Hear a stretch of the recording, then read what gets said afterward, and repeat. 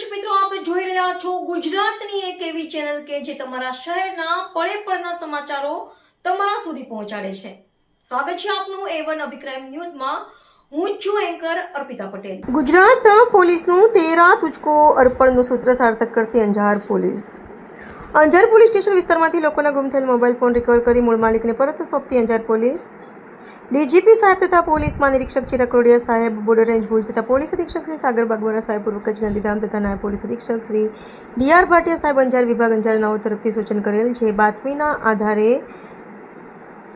Mobile phone શોધવા પોલીસના સ્ટાફના માણસોની સૂચના કરેલ હોય, જે બાબતે ત્રેના પોલીસ સ્ટેશન ખાતે આવેલ અરજદારશ્રીની મોબાઈલ ગુમની અરજીઓ બાબતે સીડીઆર એનાલિસિસ કરી તેમજ CEI પોર્ટલ માધ્યમથી ટ્રેસ થયેલ મોબાઈલ ફોન નંગ 15 કિંમત ₹1,83,000 શોધી કાઢી રિકવર કરી અંજાર પોલીસ સ્ટેશન ખાતે 13 તુજકો અર્પણનું આયોજન કર્યું હતું.